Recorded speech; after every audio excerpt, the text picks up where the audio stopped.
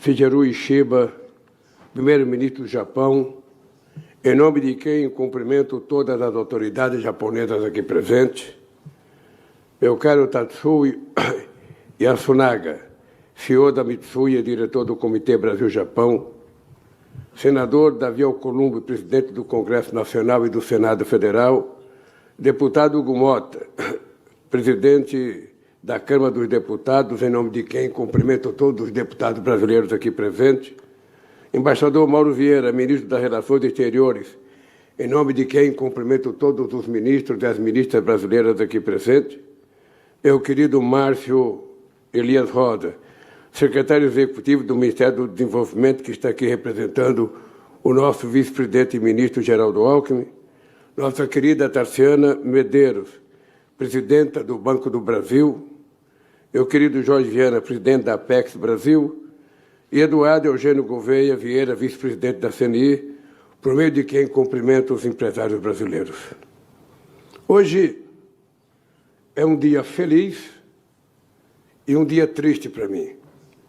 Feliz porque estou no Japão, país com quem o Brasil mantém relação diplomática há 130 anos, e país que tem muita responsabilidade com o atual estágio de desenvolvimento do Brasil, tanto na indústria, tecnologia, como na agricultura. Nós, brasileiros, não poderemos esquecer nunca o que o Japão fez no Cerrado brasileiro, fazendo uma extraordinária revolução para que o Brasil se transformasse num dos mais importantes países agrícolas e exportador de alimentos. E triste porque o Brasil perdeu de 4-1 da Argentina nas eliminatórias para a Copa do Mundo de 2026. E também triste porque acharam que eu sou baixinho e colocaram um banco aqui para ficar mais alto, quando eu não sou tão baixo assim. Bem, meus amigos e minhas amigas, quando eu fui candidato a presidente da República pela terceira vez, eu dizia que era importante trazer o Brasil à normalidade política e à civilidade democrática. E naquela ocasião eu dizia que era preciso ter estabilidade política, e ela está mostrada aqui, com a presença do presidente da Câmara e o presidente do Senado e vários deputados, inclusive com o companheiro Pacheco, ex-presidente do Senado, e o Arthur Lira, ex-presidente da Câmara. Eu dizia que era preciso fazer uma estabilidade econômica. E o Brasil, nos 2 primeiros anos do meu governo, cresceu surpreendendo o mundo, porque a previsão do crescimento do Brasil era 0,8% em 2023 e nós crescemos 3,2%. Era uma previsão de crescimento de 1,5% em 2024 e nós crescemos 3,4%. E eu posso garantir ao primeiro-ministro Ishiba que nós iremos crescer mais em 2025, porque eu acho que o Brasil precisa sair do rol dos países em via de desenvolvimento e se transformar num país finalmente desenvolvido. Estabilidade jurídica. E nós aprovamos, de forma extraordinária, uma política de reforma tributária que há mais de 40 anos era esperada no Brasil, e essa política foi aprovada com o apoio total do Senado e da Câmara para que a gente pudesse garantir aos investidores estrangeiros e aos brasileiros mais facilidade e mais estabilidade jurídica. Por isso eu estou feliz. E também nós prometemos garantir estabilidade social. E é por isso que nós temos feito a mais importante política de inclusão social na história do Brasil e a mais importante política de crédito na história do Brasil. Eu posso afirmar, ministro Ishiba, que nunca antes na história do Brasil houve tanto crédito disponibilizado para as pessoas mais pobres, para os trabalhadores, e também para os grandes empresários e para o agronegócio, porque o Banco do Brasil voltou a atuar com muita força, porque o Banco de Desenvolvimento voltou a atuar com muita força, porque a Caixa Econômica Federal voltou a atuar com muita força. E eu sou da teoria, e é importante que os empresários japoneses ouçam a minha teoria. Eu tenho dito de que muito dinheiro na mão de poucos significa manutenção da pobreza. E pouco dinheiro na mão de muitos significa distribuição de renda, significa distribuição de riqueza, e é isso que está fazendo o nosso país crescer, com a mais importante política de geração de emprego que nós também já fizemos no país, a maior política de investimento de infraestrutura que o Brasil já conheceu, porque eu quero convidar os japoneses a investirem no Brasil, porque o Brasil é um porto seguro. Como foi para os japoneses em 1908, nós queremos ser em 2025, atraindo parcerias, joint ventures e investimento japonês no nosso país. Eu lembro que em 2008 eu recebi no Brasil vários empresários japoneses que naquela ocasião diziam que iam fazer uma mistura de 3% de etanol na gasolina. E não foi possível acontecer. A Europa prometia 10%, não aconteceu. E agora, quando o Japão fala que é possível fazer uma mistura de 10%, eu fico acreditando e torcendo para que isso aconteça, porque será uma revolução na questão climática no nosso país. Eu dizia também que era preciso garantir previsibilidade aos investidores. Ninguém pode ser pego de surpresa com mudança de lei, com mudança de decreto, com mudança de portaria a todo santo dia. É preciso que a regra do jogo seja estabelecida da mesma forma que a regra do jogo de um campeonato de futebol. Todo mundo tem que saber o que vai acontecer para que ninguém sofra percalços de atitude de governo, muitas vezes agindo de forma irresponsável, sem levar em conta o respeito que nós temos que ter pelos trabalhadores, pelos empresários e pelos políticos do país. Por isso, eu trouxe comigo também uma delegação de 5 sindicalistas, e é uma das poucas vezes que eu viajo e a gente faz uma reunião entre o sindicalismo brasileiro e o sindicalismo japonês. Portanto, meus amigos e minhas amigas, eu estou feliz porque nós estamos consolidando com o Japão uma nova estratégia de relacionamento. Nós queremos vender e queremos comprar, mas, sobretudo, nós queremos compartilhar alianças entre as empresas japonesas e as empresas brasileiras para que a gente possa crescer juntos. Dito isso, eu queria dizer aos convidados, há 50 anos, visitei pela primeira vez o Japão a convite dos trabalhadores da Toyota.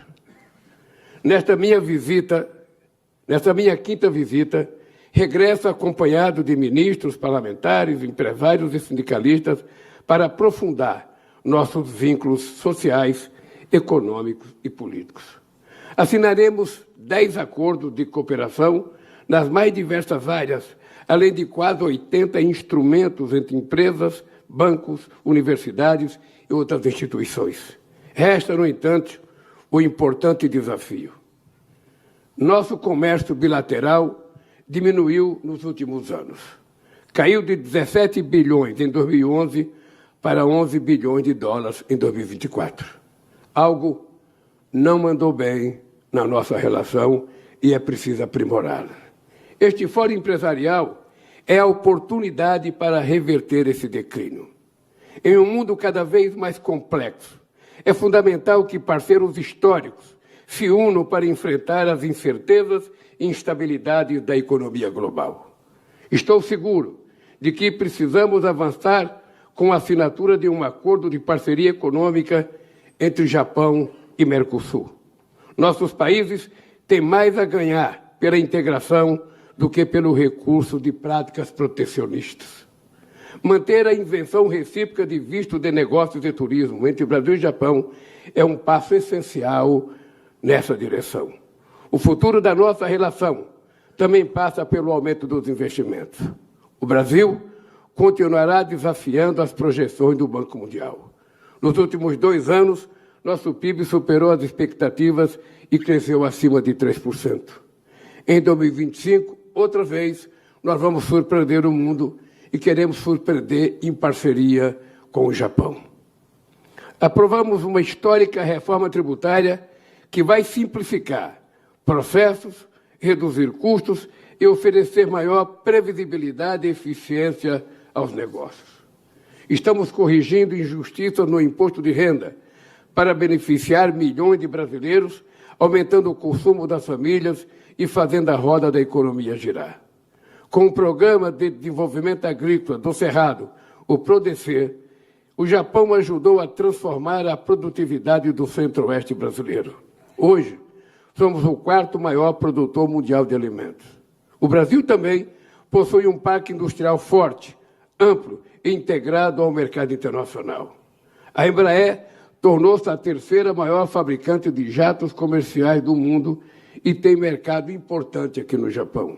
A ANA, maior companhia aérea japonesa, anunciou e fizeram um acordo hoje a compra de até 100 jatos 190 da Embraer, que eu posso dizer ao primeiro-ministro Ishida que é de muita qualidade dos aviões da Embraer. Quem compra 20 pode comprar um pouco mais e, quem sabe, todas as empresas japonesas podem voar de avião da Embraer. É antiga a participação japonesa na indústria brasileira, sobretudo no setor automotivo. O Brasil foi destino da primeira unidade da Toyota fora do Japão, ainda em 1958. Visitei na semana passada uma das fábricas da Toyota no Brasil, ocasião em que a empresa anunciou investimento de mais de 2 bilhões de dólares até 2030. A Honda e a Nissan e a Mitsubishi também ampliarão sua presença no mercado brasileiro. Isso vai alavancar a produção de veículos elétricos e híbridos, capazes de operar com qualquer mistura de etanol e gasolina. Em linha com a legislação aprovada no Congresso sobre o combustível do futuro, o Brasil vai aumentar o percentual de etanol na gasolina de 27% para 30% e no diesel vamos chegar a 20% até 2030. É muito positivo que, com o Plano Estratégico de Energia, o Japão eleva o percentual de bioetanol para até 10% até 2030 e até 20% a partir de 2040. A descarbonização não é uma escolha, é uma necessidade e grande oportunidade. O envolvimento do setor privado nessa meta é simplesmente fundamental. O Brasil sempre será um aliado para reduzir a dependência global de combustíveis fósseis. Fontes renováveis representam 50% da matriz energética e mais de 90% da matriz elétrica brasileira.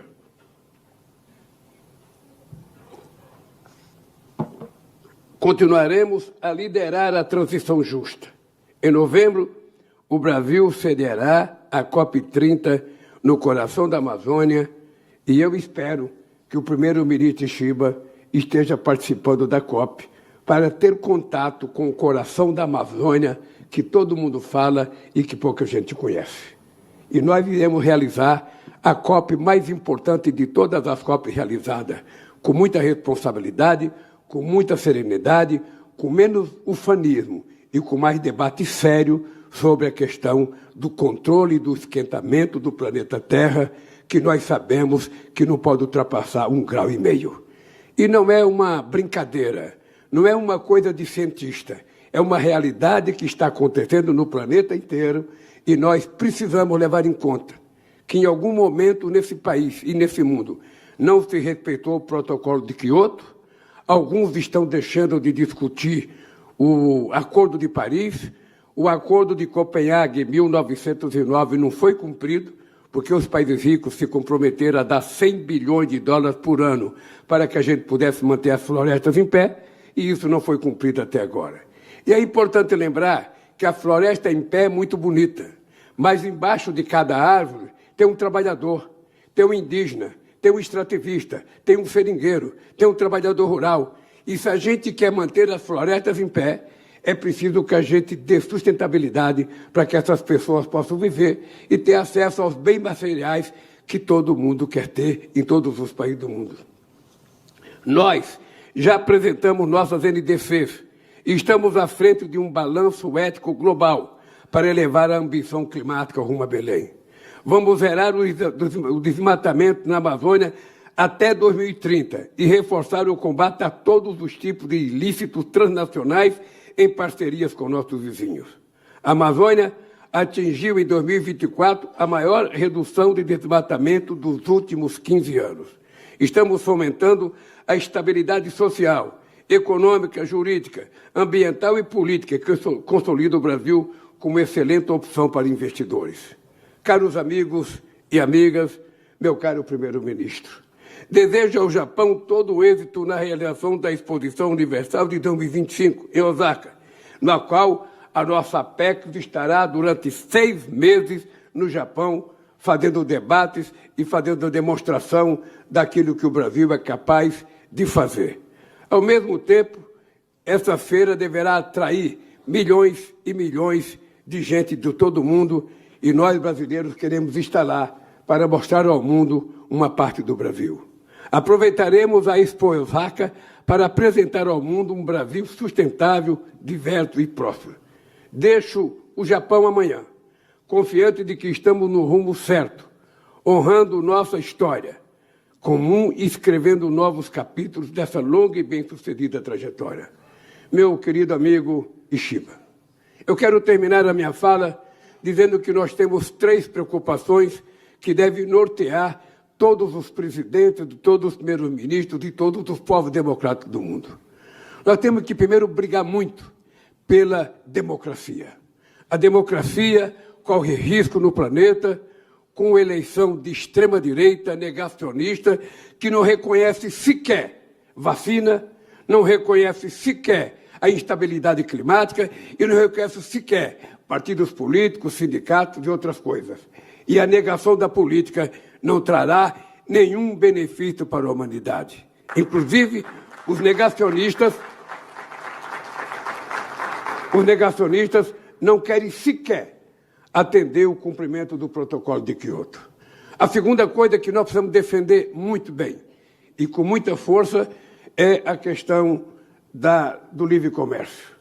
Nós não podemos voltar a defender o protecionismo. Nós não queremos uma segunda guerra fria. O que nós queremos é comércio livre para que a gente possa definitivamente fazer com que nossos países se estabeleçam no movimento da democracia, no crescimento econômico e na distribuição de riqueza. Outra coisa que nós não podemos esquecer, primeiro-ministro, é a manutenção do multilateralismo. É muito importante a relação entre os países.